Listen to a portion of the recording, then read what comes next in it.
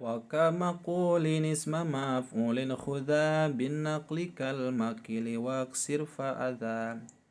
Nah, dalam bait tersebut, Syekh Ahmad bin Abdurrahim menjelaskan bagaimana isim maf'ul dari ajwaf wawi.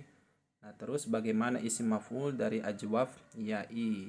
Nah, untuk isim maf'ul dari ajwaf wawi contohnya adalah makulun, untuk ajwaf ya'i makilun. Qala isim maf'ulnya makulun, kala isim maf'ulnya makilun. Nah, akan tetapi yang akan saya singgung itu bukan bagaimana caranya dari lafadz maqwulun yang merupakan asalnya menjadi makulun. Nah, begitupun makyulun jadi makilun. Nah, akan tetapi yang akan saya bahas itu adalah nanti perbedaan pendapat antara Imam Khalil, Imam Syibawi dan Imam Abil Hasan Al-Ahfash. Nah, ba'da naqli harokati ainil ismi. Nah, setelah memindahkan harokat ain isim kepada huruf sebelumnya, maqwulun. Nah, menjadi qafnya berharokat, wawunya sukun, wawu lam fi'ilnya sukun. Nah, setelah itu kan ada hadful huruf ya, membuang huruf ya. Nah, itu kan ada dua huruf yang sukun, ya kedua huruf wawu yang sukun. Nah, secara otomatis dalam kaidah ilmu shorof yang namanya dua huruf sukun bertemu secara langsung itu tidak boleh. Iltiqa'us sakinin fi kalimatin wahidah bi ghairi fasilah ghairu jaiz. Bertemunya dua huruf sukun tanpa adanya penyelang, terus tanpa adanya pemisah dalam satu kalimat itu tidak diperbolehkan. Maka secara otomatis harus ada yang dibuang salah satu dari wawunya tersebut, baik wawu lam fi'il, baik wawu ain fi'il ataupun wawu maf'ul. Nah, untuk mana yang dibuang antara wawu ain fi'il, wawu ain isim, mohon maaf, dengan wawu maf'ul. Nah, disinilah terletak perbedaan ada yang terjadi di antara para ulama. Nah, untuk Imam Khalil dan Imam Syibawi berpendapat bahwa yang dibuang itu adalah waw maf'ul. Karena kenapa? Karena statusnya waw maf'ul mau bagaimanapun itu adalah huruf zaidah. Nah, sedangkan huruf zaidah la tataqawwa quwwatal asli. Huruf zaidah itu tidak akan bisa setara dengan huruf asal. Maka yang dibuang itu adalah waw maf'ul.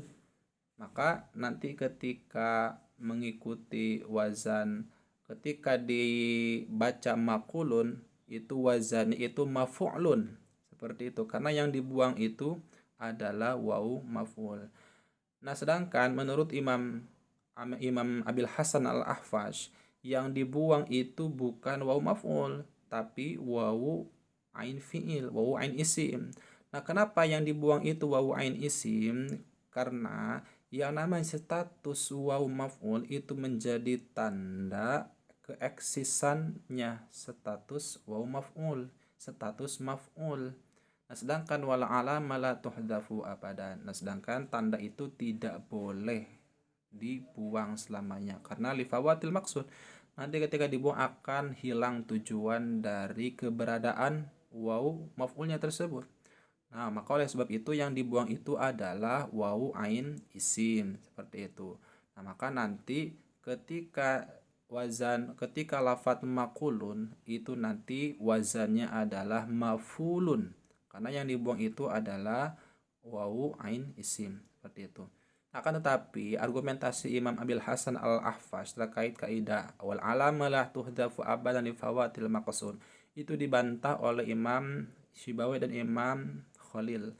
Nah, kaidah tersebut berlaku, ya, kata Imam Khalil ataupun Imam Syibawi.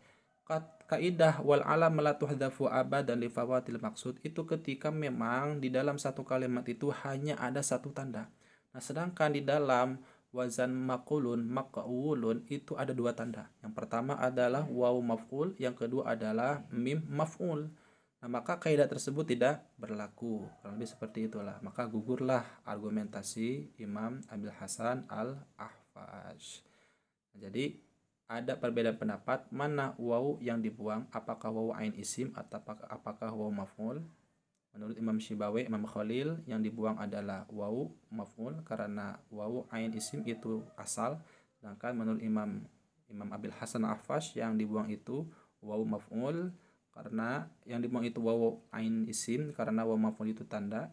Wal alam la tuhdafu abadan. Tapi argumentasinya dibantah karena kaidah tersebut ya itu hanya berlaku ketika ada satu tanda saja, sedangkan dalam kalimat ini ada dua tanda. Kurang lebih seperti itu. Naktafi bihadzal qadar. Bagaimana menurut kawan-kawan sendiri? Wallahu a'lam bishawab.